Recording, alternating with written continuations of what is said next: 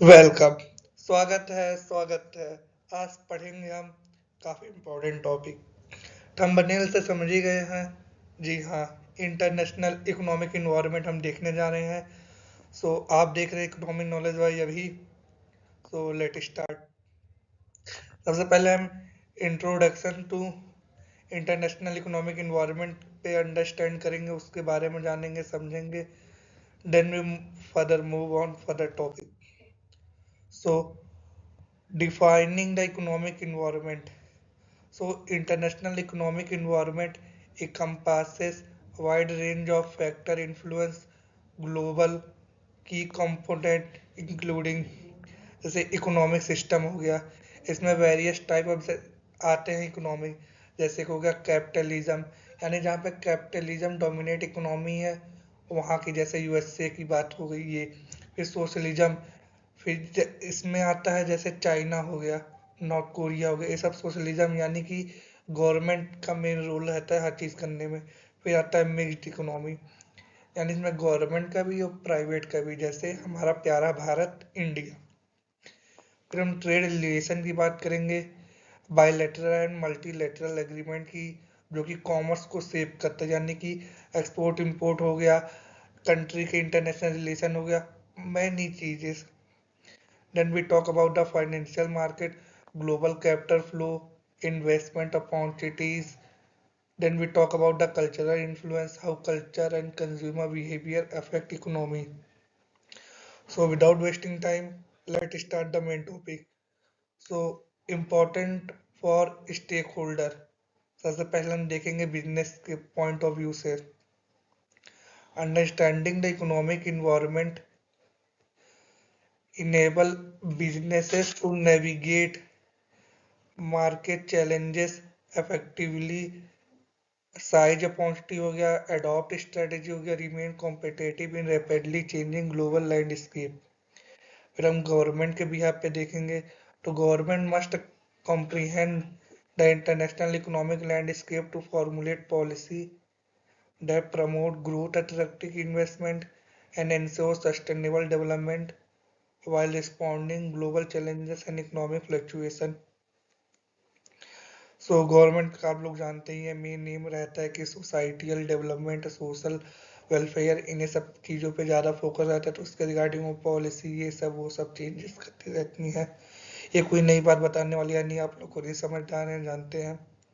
फिर हम professional base पे बात करेंगे, तो professional a solid grasp of international economic environment is essential for career advancement, enabling them to make informed decisions, influence organizational strategy, and contribute global discussion. फिर हम देखेंगे global interconnectivity and integration की। तो सबसे पहले हम ट्रेड के behalf पे देखेंगे। ट्रेड होता क्या है? ट्रेड हम ऐसे कह सकते हैं कि किसी भी चीज़ की खरीद, ट्रेड मतलब कि व्यापार हिंदी में। और व्यापार का मतलब है कि हाँ, हम उसको बेच रहे हैं उनसे, और किसी को हम बेच रहे हैं, किसी से हम खरीद रहे हैं। हम मेनली इसी को ऐसा ट्रेड रिप्रेजेंट करते हैं। Enable country to exchange good and services, fostering economic growth. ये रीजन हो गया कि ट्रेड क्यों करते, इकोनॉमिक ग्रोथ के लिए।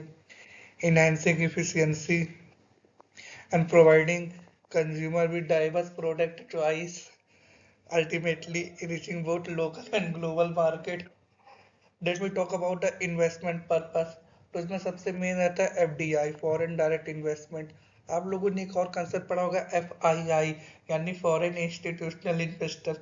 सो एफडीआई का जो रोल है वो ये है कि जब बाहर की कंट्री इंडिया में पैसा डालती हैं तो वहाँ पे इंडस्ट्रियल सेटअप करती हैं, मैन्युफैक्चरिंग यूनिट बनाती, ये सब चीज़ है। और जो एफ आई आई का रोल है वो है कि वो केवल स्टॉक मार्केट से रिलेटेड, यानी फाइनेंशियल मार्केट से रिलेटेड, वो पैसा डाली, प्रॉफिट हुआ, फिर बेच के कहीं और निकली, ये होता है एफ आई आई का। तो एफ डी आई काफ़ी इंपॉर्टेंट है। Then we talk about the finance perspective. तो global financial integration allow capital mobility, enabling country to leverage international financial market. ये सब चीज़ें इनका भी रहता है कि इन्वेस्टमेंट पर्पज से, हेजिंग पर्पज से, ये सब चीज़। फिर हम देखेंगे global economic trend. Micro trend are reshaping the world economic today. तो इसके भी यहाँ पे देखते, फिर हम देखेंगे current GDP growth, trend and future projection for economies. तो सबसे पहले हम देखते हैं emerging market versus develop economy, जो हमने देखा था कि ग्रोथ रेट के भी यहाँ पे हम बात कर रहे हैं। बात करें इमर्जिंग मार्केट की तो हाइयर ग्रोथ रेट है, क्योंकि ऐसे मार्केट जो अभी डेवलपिंग फेज में है, यानी कि उस कंट्री में ढेर सारा पैसा आ रहा है, एम्प्लॉयमेंट जनरेट हो रहा है, इंफ्रास्ट्रक्चर डेवलपमेंट हो रहा है, तेजी से वो आगे बढ़ रहा है। यानी इमर्जिंग मार्केट है, बहुत तेजी से में अपॉर्चुनिटी है, स्कोप है, ये सब चीज हो गई। डिमांड वहाँ पे बहुत ज़्यादा कंज्यूमर की, यानी इन्वेस्टमेंट इंफ्रास्ट्रक्चर एंड टेक्नोलॉजी, ये सब चीज़ है। फिर हम इन्वेस्टमेंट फ्लो पे बात कर लेते हैं। तो develop economy attract significant foreign direct investment, but emerging market are increasingly becoming appealing destination due to their growth potential. अब भाई मैं एक इन्वेस्टर हूँ, मैं पैसा किसी कंट्री में क्यों लगाऊंगा अगर मुझे वहाँ पे अपॉर्चुनिटी मिलती है कि हाँ, पता है कि मैं अगर 1 रुपया लगा रहा हूँ तो वहाँ से मैं 1 रुपये से ज़्यादा कमाऊंगा, 10 रुपये कमाऊंगा, 5 रुपये, 4 रुपये, यानी मैं 4 गुना 5 गुना पर्सपेक्टिव से किसी और कंट्री में इन्वेस्ट करता हूँ। ये सोच कर नहीं करूँगा मैं 100 करोड़ लगा रहा हूँ तो मेरे 90 करोड़ हो जाए, 1 करोड़ हो जाए, डूब जाए, नहीं। इसीलिए इमर्जिंग मार्केट का काफ़ी ज़्यादा इंपॉर्टेंट रोल रहता है इन सब चीज़ों में इन्वेस्टमेंट पर्सपेक्टिव से। फिर हम कुछ ड्राइवर से देख लेते हैं इस चेंज का। तो सबसे पहले हम डेमोग्राफिक चेंज पे बात करेंगे। So demographic shift including aging population and youth वजह सिग्निफिकेंटली इम्पैक्ट लेबर मार्केट।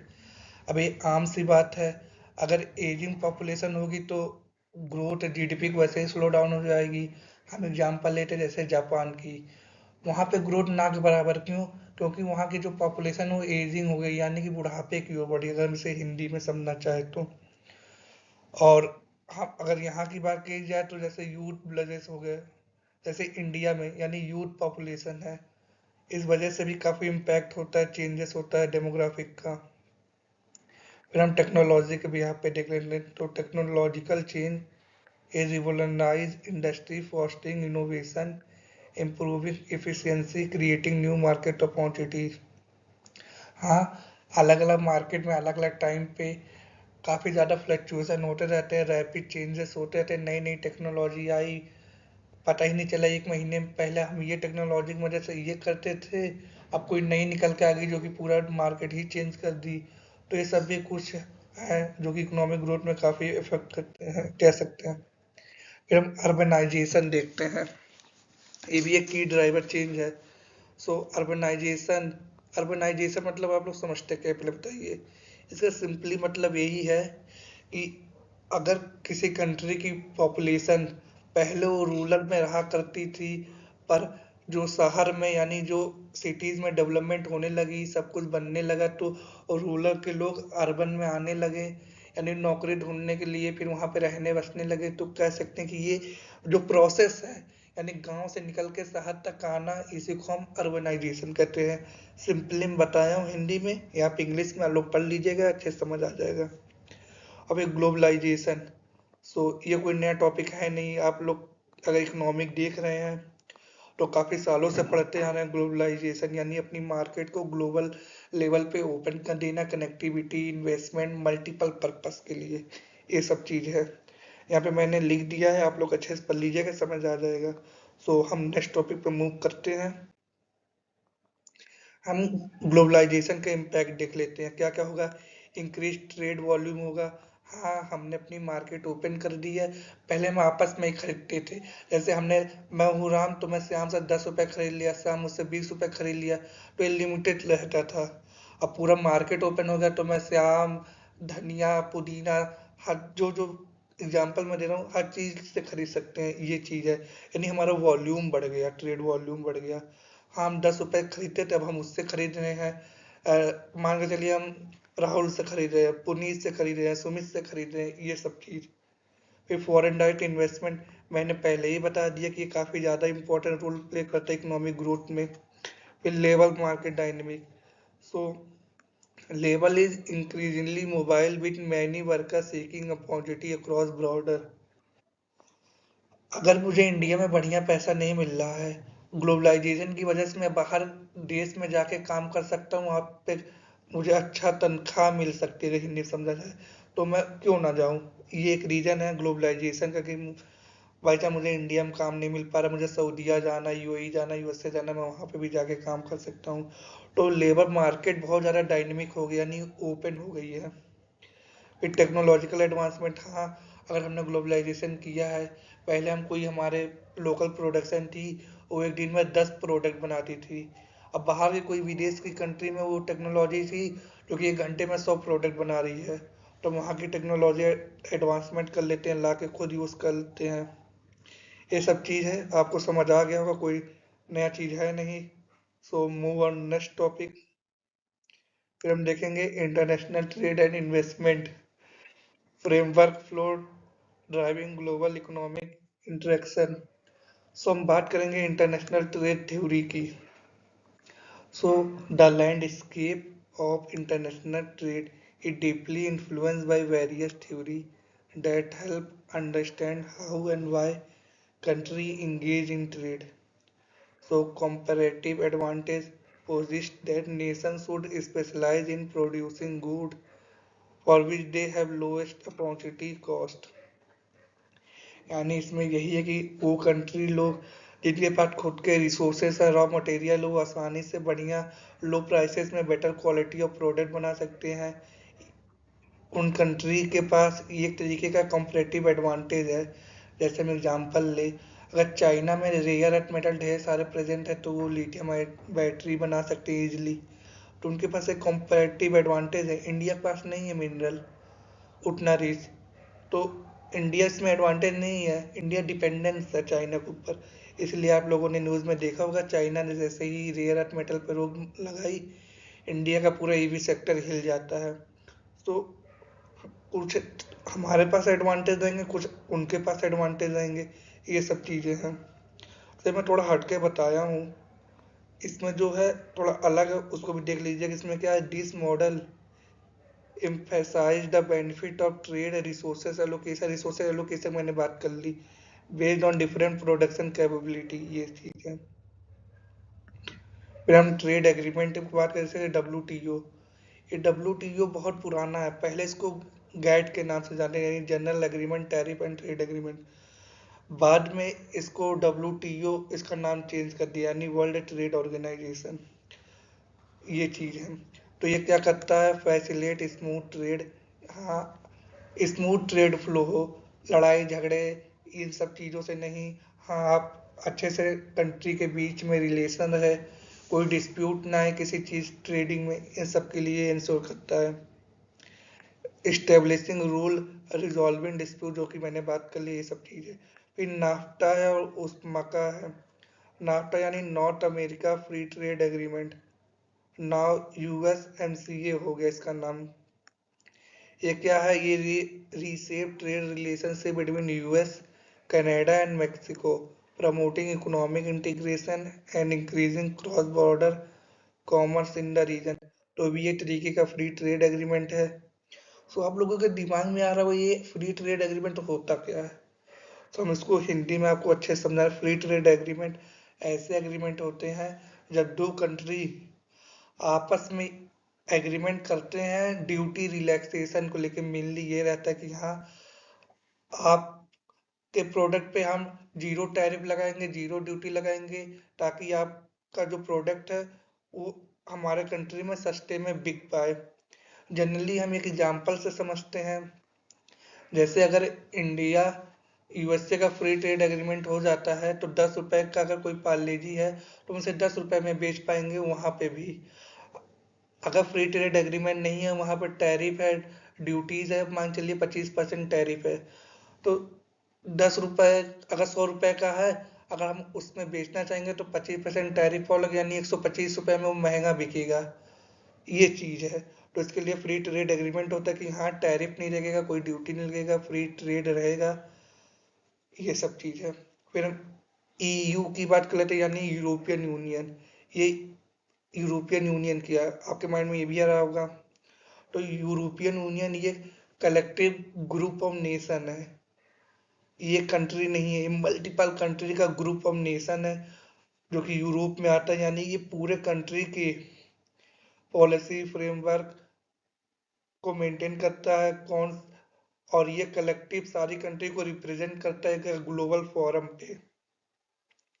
ये सब चीजें फिर आसियान यानी association of south east Asian nation, जैसे कि म्यांमार हो गया, थाईलैंड हो गया, वियतनाम हो गया, कंबोडिया हो गया, इंडोनेशिया हो गया, पापुआ न्यू गिनी हो गया। ये सब क्या है, ये सब आसियान नेशन है।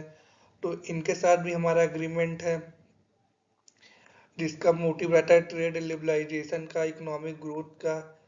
एमंग 10 मेंबर कंट्री, जो मैंने कंट्री बताया टोटल 10 कंट्री हैं, ये चीज है। फिर हम एफडीआई ट्रेंड देखते हैं, यानी फॉरेन डायरेक्ट इन्वेस्टमेंट का। तो ये influence by market potential, regulatory environment and Jio political stability, shaping the global economic landscape and fostering international business growth. आज जब ढेर सारा पैसा बाहर से आएगा तो क्या होगा, इकोनॉमिक ग्रोथ होगी, आम सी बात है। मान के चलिए एप्पल हो गया, गूगल हो गया, जब ये एफडीआई डालते हैं इंडिया में, यानी कोई भी पैसा डालते हैं, सो वो मार्केट में नहीं डालते कि शेयर मार्केट यहाँ आज लगाए कल बेच के निकल गए प्रॉफिट करके। वो आते हैं एक लॉन्ग टर्म के बिहाफ पे।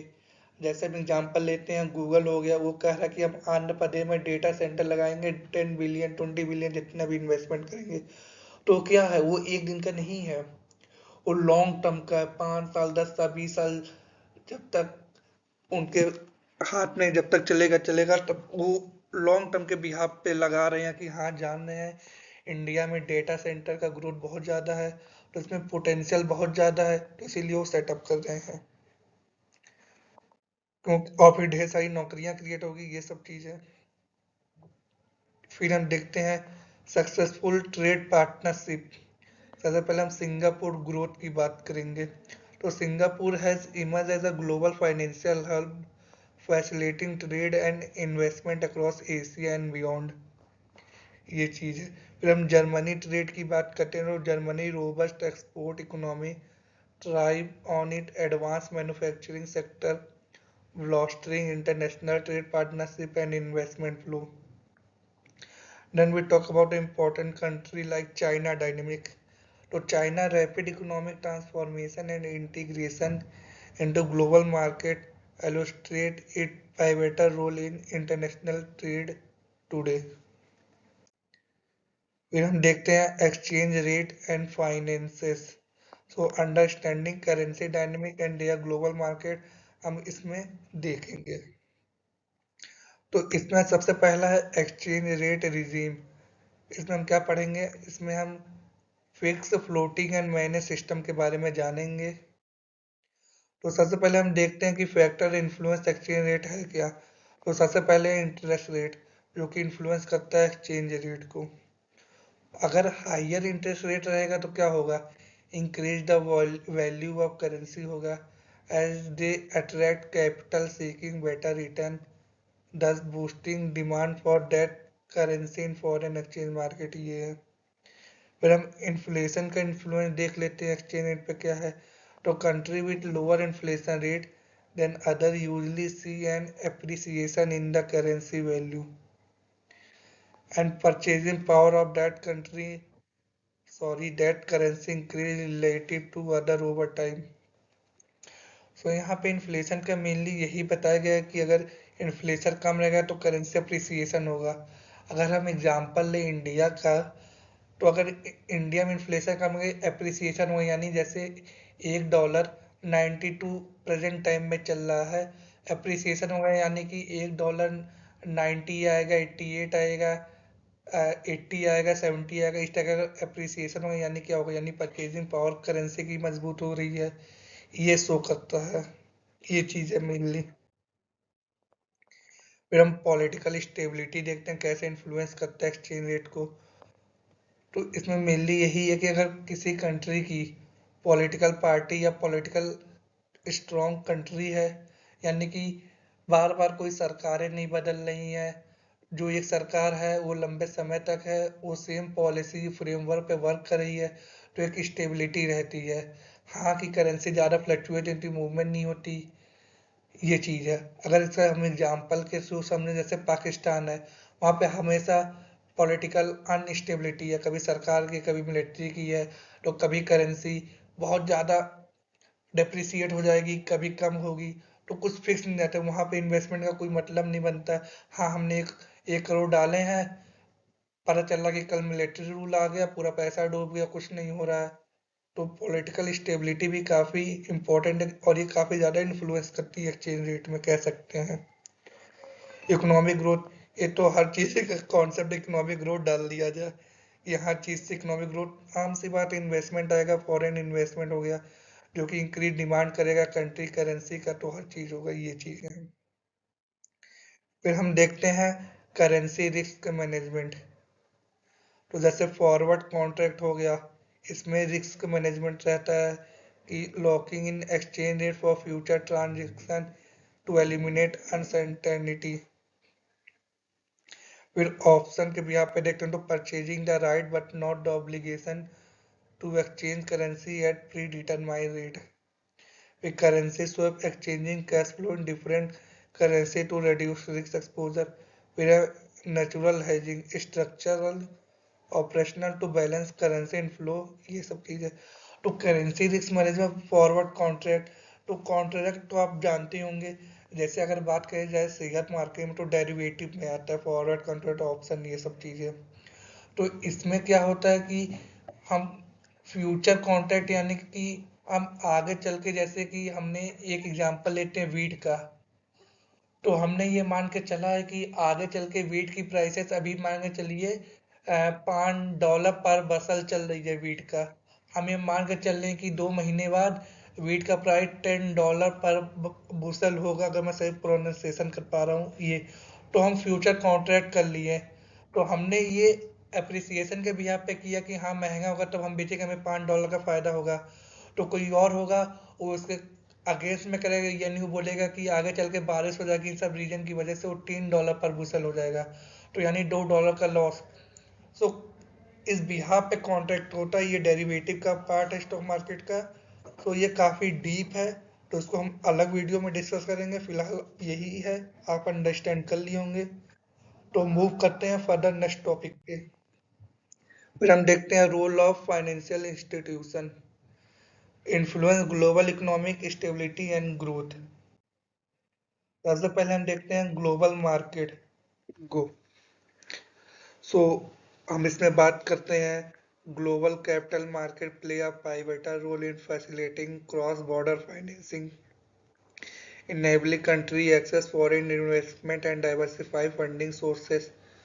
सो ग्लोबल कैपिटल मार्केट के बिहाफ पे हम देखें, तो ग्लोबलाइजेशन की वजह से और वजह से अलग अलग कंट्री के लोग, अलग अलग वहाँ के जो वेल्दी पीपल हैं, वो हमारे कंट्री में पैसा लगाते हैं, पैसा डाल रहे हैं हमारे कैपिटल मार्केट में।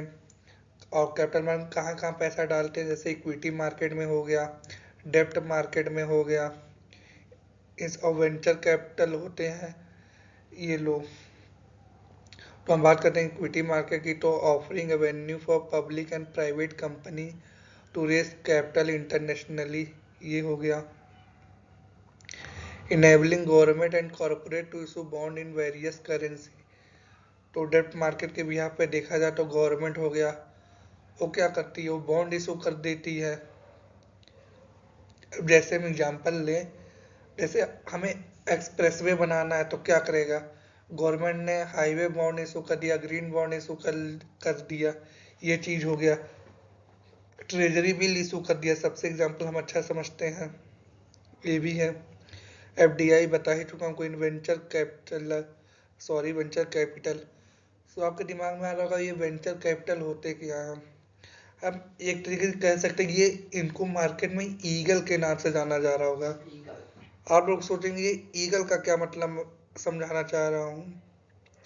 सो अगर हिंदी में हम समझना चाहें, ये क्या करते हैं, देखते हैं कि जो जो स्टार्टअप है, जहाँ जहाँ ग्रोथ है, वहाँ पे पैसा डाल देते हैं और वहाँ पे अपना डोमिनेट करने लग जाते हैं।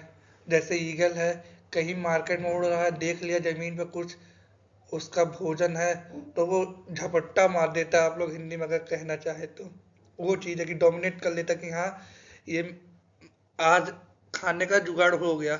उसी तरीके से वेंचर कैपिटल, इसीलिए इनका नाम वेंचर पड़ा है, वेंचर से इंस्पायर होकर हम कह सकते हैं कि हाँ देखते हैं कि ये कंपनी है बहुत अच्छा काम कर रही है, क्या करते हैं पैसा डाल के ज़्यादा स्टेक खरीद के अपने हिसाब से कहते हैं कि तुम बस ग्रोथ पे ध्यान दो, प्रॉफिट लॉस छोड़ो।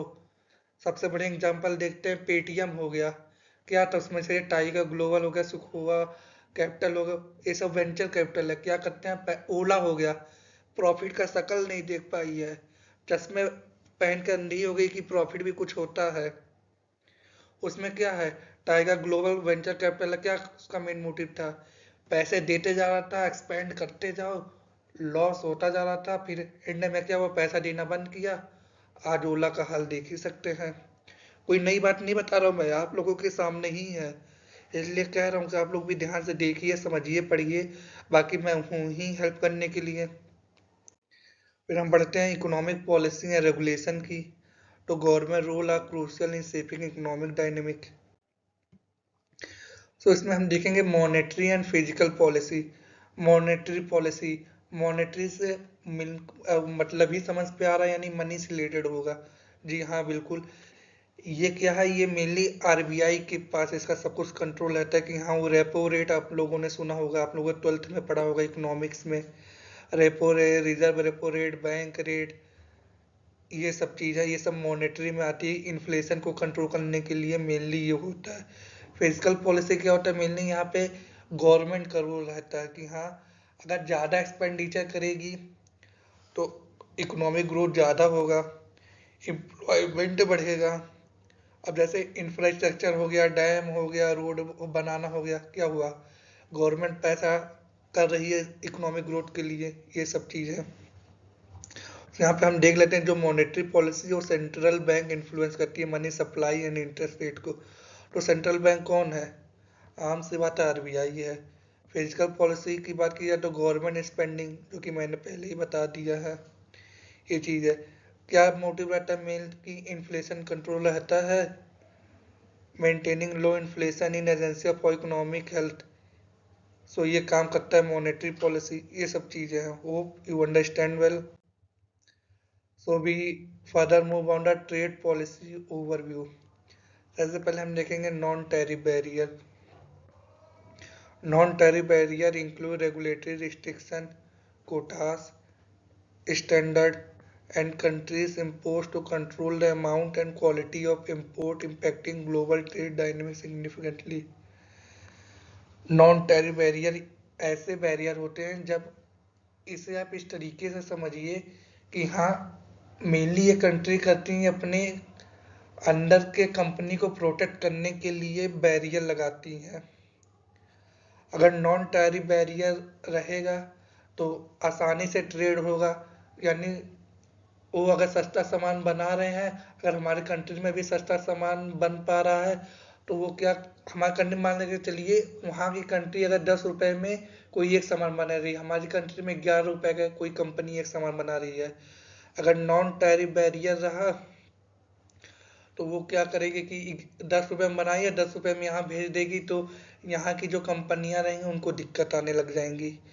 अगर यहीं पे टैरिफ लग गया, मान के चलिए 25% टैरिफ, तो 10 का बनाते थे तो 10 का 25% यानी 2.5 रुपये, यानी 12.5 रुपये का पड़ेगा, तो यहाँ पे 11। तो यहाँ की कंपनी भी बच जाएंगी और एक तरीके से थोड़ा रिस्ट्रिक्टिव भी हो जाएगा, ये चीज़ है।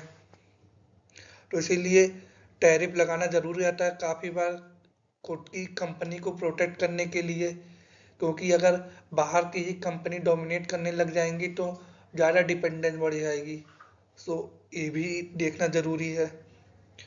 सो हम नेक्स्ट टॉपिक पे मूव करते हैं। आपको समझ आ गया होगा कि सब्सिडीज, सब्सिडी ये फाइनेंशियल सपोर्ट होते हैं जो कि गवर्नमेंट प्रोवाइड करती है लोकल बिजनेसेस को, ताकि वो enhancing their competitiveness against import and influencing market कर सके।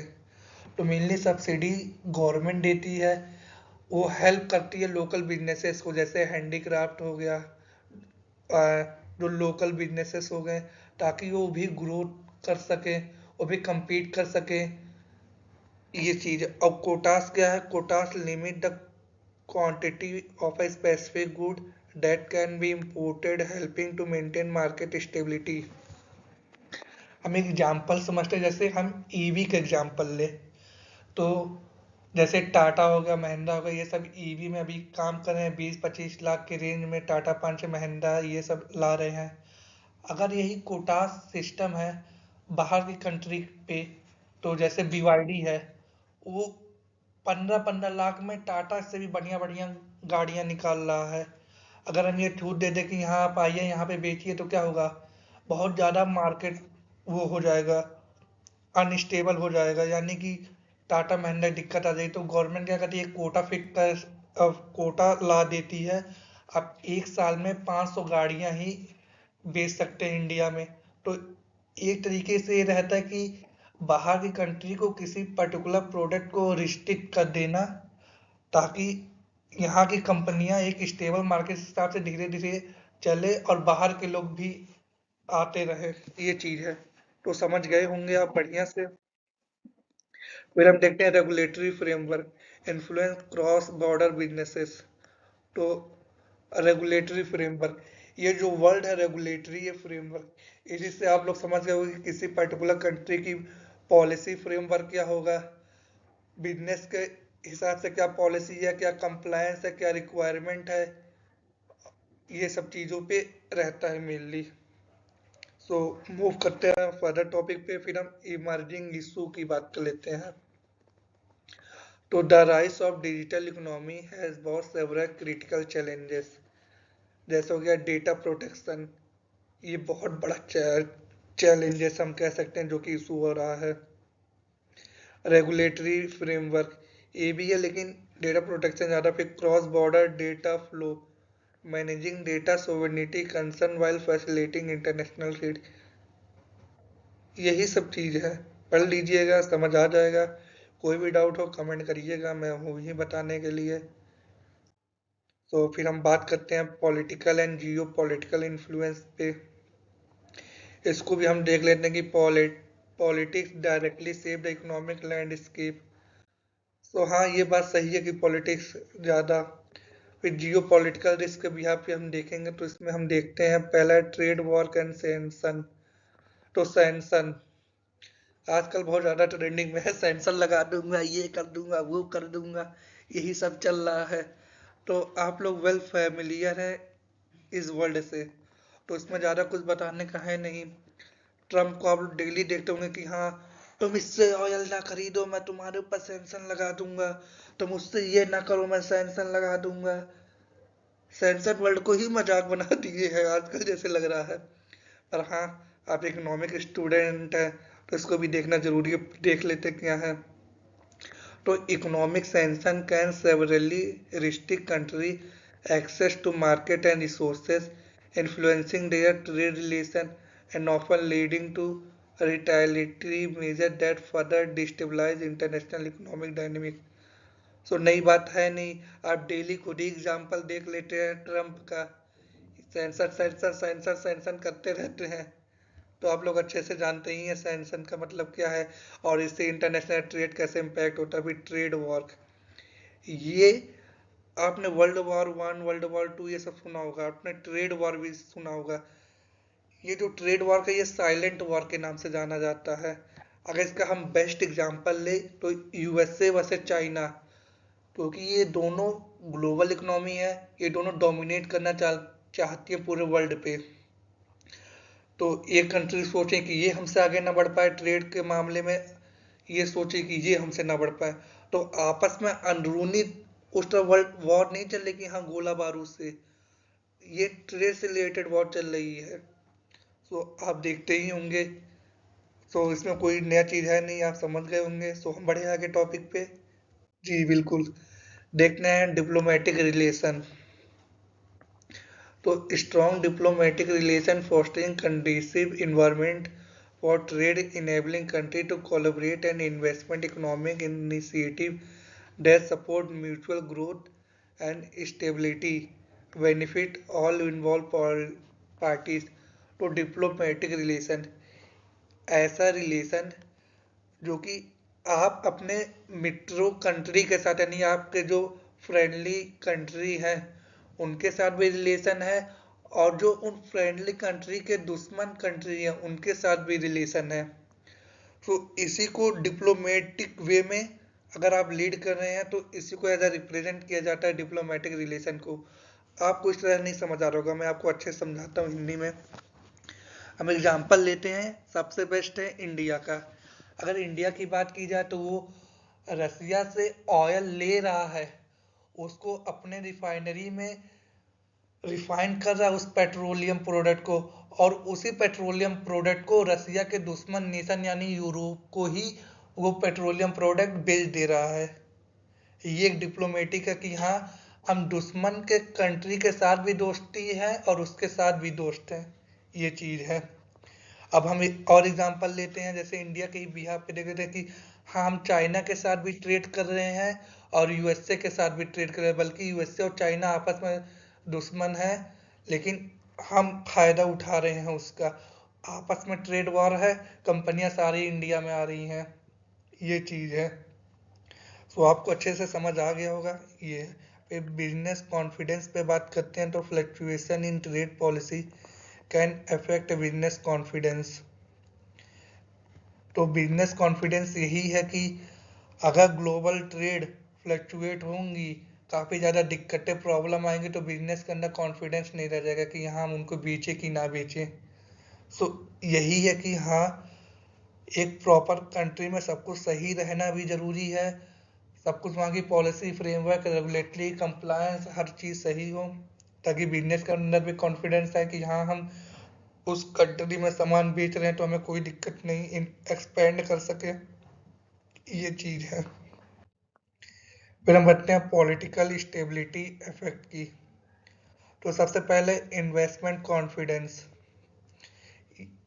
ये रहेगा कि अगर पॉलिटिकल किसी भी कंट्री की अगर पॉलिटिकल स्टेबिलिटी है तो वहाँ पे इन्वेस्टमेंट का कॉन्फिडेंस बहुत अच्छा आ जाएगा। अब पाकिस्तान में थोड़ी नहीं आएगा, पाकिस्तान में तो मिलिट्री रूल है, कभी गवर्नमेंट है, कभी ये कभी वो चल रहा है, वहाँ पे इन्वेस्टमेंट का कॉन्फिडेंस आएगा? बिल्कुल नहीं आएगा। आम सी बात है कि हाँ, हमने पैसा डाला, क्या पता हमारा पैसा कल डूब जाए, ये चीज़ है। बांग्लादेश में नहीं आएगा, वहाँ पे पॉलिटिकल स्टेबिलिटी नहीं है, हमेशा हिंसा वायलेंस, कभी इनकी सरकार बदली, कभी उनकी, 1 महीने भी नहीं चल पाई, 1 साल भी नहीं चल पाई, वो कुछ पॉलिसी लाए, वो कुछ और पॉलिसी लेके आ गए, तो मेरा कॉन्फिडेंस थोड़ी रहेगा कि मैं पैसा उस कंट्री में डालूँ। सो पॉलिटिकल स्टेबिलिटी काफ़ी ज़्यादा अफेक्ट करती है। फिर रेगुलेटरी फ्रेमवर्क, हाँ, बाद में चले हमने पैसा डाल दिया, अब ये हुआ कि वहाँ की सरकार पूरा रेगुलेशन ही चेंज कर दी कि हाँ, हमने सोच के हमने कोई मैन्युफैक्चरिंग प्लान बना लिया कि हम 1 साल में 1 लाख गाड़ियाँ बनाएंगे, वहाँ पे कोई रेगुलेटरी चेंज कर दिया कि नहीं, हम केवल 500 ही गाड़ियों को परमिट करेंगे, तुम्हारा उतना पैसा डालना क्या हुआ, बर्बाद हुआ, ये चीज़ भी है। फिर सोशल कोहेसन, तो political stability bring to social cohesion, minimizing unrest and creating a more favourable environment for economic activity, ये चीज़ है। फिर है लॉन्ग टर्म प्लानिंग। तो लॉन्ग टर्म प्लानिंग से आप लोग समझेंगे होंगे कि अगर कोई कहीं पे भी पैसा डालता है तो लॉन्ग टर्म को सोच के डालता है कि हाँ, अगर मैं 100 रुपये डाल रहा हूँ तो आगे चल के मुझे कुछ सालों बाद 120 रुपये हो जाए, 140 हो जाए, 160 हो जाए। कोई ये नहीं सोचेगा कि हाँ, 100 रुपये मैं डाल रहा हूँ अपनी मेहनत की कमाई, तो 80 रुपये ही बचे, 60 रुपये ही बचे, डूबे नहीं। तो हमेशा लॉन्ग टर्म को सोच के ही कंट्री में पैसा डालते हैं। तो ये मान के चलते हैं कि अगर 5 साल 10 साल तक अगर वहाँ पे एक ही सरकार रहने वाली है तो काफ़ी ज़्यादा कॉन्फिडेंस रहता है कि हाँ, पैसा डालें, ये चीज़ है, काफ़ी ज़्यादा अफेक्ट करता है पॉलिटिकल स्टेबिलिटी, ये चीज़ है। तो फिर हम केस स्टडी देख लेते हैं। तो हम यूएस चाइना रिलेशन पे बात करते हैं। The shifting dynamic between the US and China impact global trade and economic policy significantly. Go. Then we talk about the Brexit effect. तो ब्रेग्जिट है reshape the UK economic landscape, influencing trade agreement and international relation profoundly. तो आप लोगों ने Brexit सुना ही होगा, ये जो ब्रेग्जिट है यानी ब्रिटेन और जो यूरोपियन यूनियन है यानी ब्रिटेन का BRE लिया गया है, और एग्जिट मतलब कि टूटना। तो जो ब्रिटेन था यानी जो यूके था, जो यूरोपियन यूनियन से टूटा है, उसी को ब्रेग्जिट कहा जाता है। तो क्योंकि यूरोपियन यूनियन, तो ये कम मैनी कंट्री इसके अंदर आती हैं, तो इसमें यूके भी आ जाता है। यूके पर अपना अलग से सपोज करना चाह रहा था। यूरोपियन यूनियन की यानी यूरो करेंसी थी, जो कि, और यूके की ग्रेट ब्रिटेन पाउंड है। अब पाउंड जानते ही हैं कि ज़्यादा स्ट्रांग है। तो काफ़ी ज़्यादा अनबैलेंसिंग हो जा रहा था। मेनली जो आप लोगों ने सुना ही होगा कि माइग्रेशन प्रॉब्लम काफ़ी होती थी, इसकी वजह से एग्जिट हुआ है। और इसके रिलेटेड वहाँ के पार्लियामेंट में भी काफ़ी कुछ हुआ था। तो ये काफ़ी डिटेल है इसका भी, आप लोग इतना ही जानिए। फिर हम रशियन फेडरेशन की बात कर लेते हैं। तो Russian economic interaction are influence by geo political risk and strategic partnership in global market. तो रसिया का पहले भी डोमिनेट रहा है, आज भी डोमिनेट है काफ़ी रीज़न की वजह से। तो ये भी एक काफ़ी इम्पोर्टेंट केस स्टडी था। फिर हम देखते हैं ग्लोबल सप्लाई चेन। इसमें हम understanding the complicity of modern supply chain today हम बात करेंगे। तो देखते हैं इसमें सबसे पहले evolution of global value chain. तो the evolution of a global value chain significantly transform the landscape of international trade and production. अब भैया, मैं कोई भी प्रोडक्ट बनाया हूँ, अब दूसरे कंट्री में भेजना तो कैसे भेजेंगे? तो वहाँ पे सप्लाई चेन का काफ़ी ज़्यादा इंपॉर्टेंट रोल आता है कि हाँ, शिप के जरिए हो गया, पोर्ट के जरिए हो गया, अलग अलग वे में अलग अलग जरिए हो गया, इन सब चीज़ों भेजना।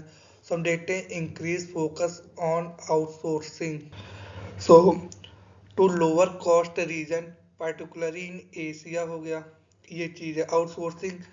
आउटसोर्सिंग मतलब हम लोग समझते क्या कि हाँ, हमारे यहाँ सस्ता बन रहा है, कोई बाहर कंट्री महंगा बन रहा है, तो हम उनको आउटसोर्स कर लिए कि वो हमारा काम कर दे। तो एशिया में क्या है कि चीप लेबर है सब ज़्यादा, मेनली चाइना और इंडिया में। तो यहाँ पे आउटसोर्सिंग का बहुत ज़्यादा काम चलता है। ये सब चीज़ें हैं, ये लो कॉस्ट रीजन पे पर्टिकुलरली कहा जाता है। फिर adoption of just in time inventory practices enhancing efficiency reduces waste. Just in time यानी कि कोई ऑर्डर आया, तुरंत बनाया, तुरंत बेचे, इन्वेंट्री ज़्यादा होल्ड नहीं की है, ये चीज़ है इसमें। इससे क्या होता है कि हाँ, वेस्टेज कम होगा, हमारा कॉस्ट कम होगा, और इफ़िशियंसी अच्छी रहेगी। फिर growth in digital platform enabling real time communication and collaboration across border. फिर है expansion of nearshoring strategies as companies seek to mitigate risks associated with display supply chain. Expansion of near sourcing. तो expansion क्या होता है? तो expansion वो होते हैं जब कोई कंपनी किसी पर्टिकुलर प्रोडक्ट बना रही है। जैसे मान के हम चलते हैं, सैमसंग का पकड़ते हैं, अगर वो सैमसंग का स्मार्टफोन बना रही है, तो इसमें दो कॉन्सेप्ट आते हैं, एक होता है डाइवर्सिफिकेशन, होता है एक्सपेंशन। तो अगर वो सैमसंग के प्रोडक्ट जैसे फोल्ड कर दिया, कुछ अलग अलग कर दिया, तो ये प्रोडक्ट डाइवर्सिफाई हो गया। अगर एक्सपेंशन की बात की जाए, तो जैसे कि साउथ कोरिया कंपनी है, वो इंडिया में भी आ जाए, चाइना में भी जाए, USA, south Africa, New Zealand, Australia, अलग अलग कंट्री में जब वो जाती है, तो वहाँ पे कंपनी क्या करती है, एक्सपेंशन करती है, यानी सैमसंग का हर कंट्री में मोबाइल बिकेगा। और प्रोडक्ट डाइवर्सिफिकेशन में ये रहता है, डाइवर्सिफाई में ये रहता है कि हाँ, सैमसंग का ही बिकेगा, लेकिन सैमसंग में फोल्ड बिकेगा कि कीपैड वाला बिकेगा। अब कीपैड वाला तो रीजन के हिसाब से बिकेगा। जैसे अफ्रीका में एक्सपेंशन की है, तो वहाँ पे स्क्रीन वाला ज़्यादा महंगा पड़ेगा, तो कीपैड ज़्यादा चलेगा। तो ये सब चीज़ें हैं। सो मेनली कि अपने रिस्क को कम करने के लिए, प्रॉफिटेबिलिटी बढ़ाने के लिए, इन सब वजह से एक्सपेंशन होता है, ये सब चीज़ है। तो ये मैंने काफ़ी वास्ट लेवल पे बताया है। आपको अच्छा लगेगा तो आप लाइक इसी बात पे करिए, सब्सक्राइब करिए। अब चाहें तो शेयर कर सकते हैं, और इसका कुछ रील भी बना सकते हैं। तो आप लोग फ्री हैंड है, मैं कोई कॉपीराइट वाइट नहीं दूंगा, तो आप लोग कर सकते हैं। फिर हम सप्लाई चेन रिस्क देखते हैं तो पहले हम देखते हैं डिस्रप्शन का। तो supply chain disruption can rises from natural disaster. अब भाई नेचुरल डिजास्टर को कौन रोक सकता है? अर्थक्वेक आ गया, साइक्लोन आ गया, तो उनको कोई रोक सकता है? नहीं रोक सकता। तो ये सप्लाई चेन रिस्क में जैसे है, हमने अपना माल बना के भेज दिया कि हाँ ऑस्ट्रेलिया जाना है, 1 महीने 10 दिन लगेगा पहुंचने में। अब रास्ते में तूफान आ गया तो क्या हुआ, मान के चलिए कोई हमारा शिप किसी पहाड़ से जाके टकरा गया, बाई चांस कुछ दिक्कतें आ गई थी नीचे से, तो उसको रोका जा सकता है? नहीं रोका जा सकता। जियो पॉलिटिकल टेंशन, ये भी एक है सप्लाई चेन इसका। और health crisis leading to significant delay and increased cost for business reliant on timely deliver। Resilience की बात करते हैं तो resilience strategy involve diversify supplier and investing in technology to enhance flexibility, enabling organization to adapt swiftly to unfrozen changes and maintain operational continuity aiming disruption। ये है। फिर हम localisation की बात करते हैं तो localization trade encourage company to move production closer to consumer, reducing transportation cost and risk associated with globalized chain dependence while enhancing comprehensive to market demand। Localization, तो लोकलाइजेशन का सिंपल मतलब है कि लोकल में ही सामान बनाना, उसी को लोकलाइजेशन कहते हैं। यानी कि पहले हम किसी और कंट्री पे डिपेंडेंट थे, अब हम खुद ही वो चीज़ बनाने लग गए हैं। यानी या तो हम अपने आसपास लोग बनाने लग गए हैं, उनसे परचेज करने लग गए हैं, ताकि सप्लाई चेन रिस्क हमारा मिटिगेट हो सके, यानी कम हो सके। तो अगर हम एग्जांपल समझे, जैसे कि कोई हमें मशीनरी मंगानी है तो हम बाहर से मंगाते थे, आती थी, उसको असेंबल करके करते थे। अब क्या हुआ, इंडिया में ही ढेर सारी कंपनियां उसकी असेंबलिंग लाइनिंग करने लग गई हैं, उसका एक एक पर्टिकुलर प्रोडक्ट बना वो इक्विपमेंट मैन्युफैक्चरिंग करने लगी है, तो हम उनसे परचेज करके असेंबल कर लेंगे, वो सस्ता पड़ जाएगा। ये चीज़ भी है। इनोवेशन, अगर किसी भी प्रोडक्ट को लंबे समय तक चलना है, किसी भी टेक्नोलॉजी को लंबे तक करना है, किसी कंपनी को डोमिनेट करना है, तो उनको कंटिन्यूअस इनोवेशन करना पड़ेगा, चाहे वो सप्लाई चेन मैनेजमेंट में हो या किसी और चीज़ में हो। इनोवेशन इज अ की टू वे ऑफ सक्सेस, ये डेफिनेशन है, मैंने बना दी, आप लोग भी समझ जाइए। मैंने बनाया नहीं, आपने बनाया है, सिंपल सी है। सो हम मूव करते हैं फर्दर नेक्स्ट टॉपिक पे। हम देखेंगे टेक्नोलॉजी एंड इनोवेशन पे, transforming modern supply chain practices. So हम इसको देखते हैं क्या है इसमें। पहले हम सप्लाई चेन एडॉप्शन की बात करते हैं, पोस्ट कोविड-19 इनोवेशन देखते हैं। सो ई कॉमर्स वेयर हाउसिंग, सो जो ये इमेज आप देख रहे हैं ऊपर, ये पूरा वेयर हाउस का है, इसको हम वेयर हाउस कहते हैं। वेयर हाउस वो होते हैं जहाँ पे large quantity of good present रहते हैं, यानी स्टोर किए जाते हैं। कई मैन्युफैक्चरिंग कंपनी बनाया, अब वो कंपनी प्रोडक्ट बना रही हो, कहाँ रखेगी? पर्टिकुलर किसी वेयर हाउस में रखेगी, यानी उसको स्टोर करेगी, फिर ही तो मार्केट में भेजेगी। ये चीज़ है। तो यहाँ जो ऊपर इमेज है ये शो कर रहा है environment of e commerce highlighting increase order fulfilment and logistic efficiency since कोविड-19, ये चीज़ है। फिर हम डाइवर्स सप्लायर की बात करें तो ये ऊपर वाला जो इमेज है, ये important of diversify sourcing study for resilience adopting to disruption in global supply chain, ये है। फिर स्मार्ट लॉजिस्टिक की बात की जाए तो स्मार्ट लॉजिस्टिक कैसे होगी? डेटा ड्रिवन अगर हुआ, डिसीजन मेकिंग हुआ ऑपरेशन में, तो उसकी वजह से स्मार्ट लॉजिस्टिक होगी। ये सब वेरियस रीजन है जो कि सप्लाई चेन में अडॉप्शन आ रहा है इस समय, ताकि फास्ट मूवमेंट ऑफ गुड हो सके। यानी कि आप लोगों ने सुना होगा 10 मिनट डिलीवरी, पर अब तो बंद हो गया है, गवर्नमेंट ने कर दिया, काफ़ी अच्छा स्टेप है। तो क्या था, लॉजिस्टिक ही तो था फास्ट करने का, कि हाँ आपने ऑर्डर किया, कहीं सामान स्टोर वेयर हाउस में, तुरंत उठ के चला आया 10 मिनट में। तो क्या ये एक स्मार्ट लॉजिस्टिक का ही पार्ट है। टेक्नोलॉजी एडवांसमेंट हुई उसकी वजह से हो गया, ये सब चीज़ें हैं। फिर हम देखते हैं sustainable development strategy, integrating economic growth with environmental sustainability is crucial. तो हाँ, सस्टेनेबल डेवलपमेंट आपने पढ़ा ही होगा। टोटल 17 है, अब मेरे ख्याल से याद नहीं आ रहा है। ये जैसे हो गया कि हमें जेंडर इक्वालिटी चाहिए, क्लीन वाटर चाहिए, ये कुछ सस्टेनेबल डेवलपमेंट गोल है, आप लोग पढ़ लीजिएगा, काफ़ी इम्पोर्टेंट है कि हाँ ये होना चाहिए। तो ये सब चीज़ें हैं। सो हम देखते हैं हमारा लास्ट टॉपिक क्या है, इकोनॉमिक इम्प्लीकेशन। तो हम ज़्यादा समय नहीं लेंगे, ये हमारा लास्ट है, हम इसको भी देख लेते हैं। So the economic implication of environmental policy and climate change are profound and multifaceted, affecting various sectors globally। की इफेक्ट जैसे हो गया इंक्रीज कॉस्ट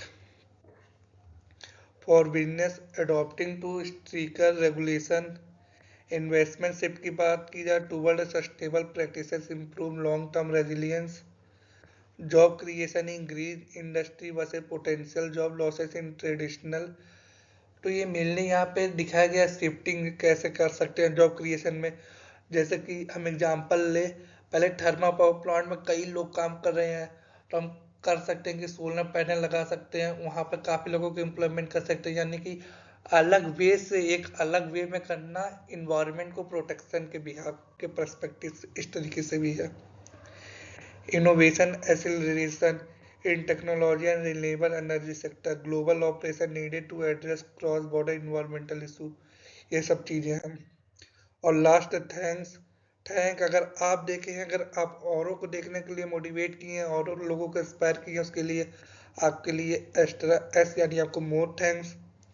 आप लोग अपना ध्यान रखिए, मिलते हैं नेक्स्ट वीडियो में किसी और टॉपिक के लिए। तब तक के लिए टेक केयर, अपना ध्यान रखिएगा एंड गुड बाय।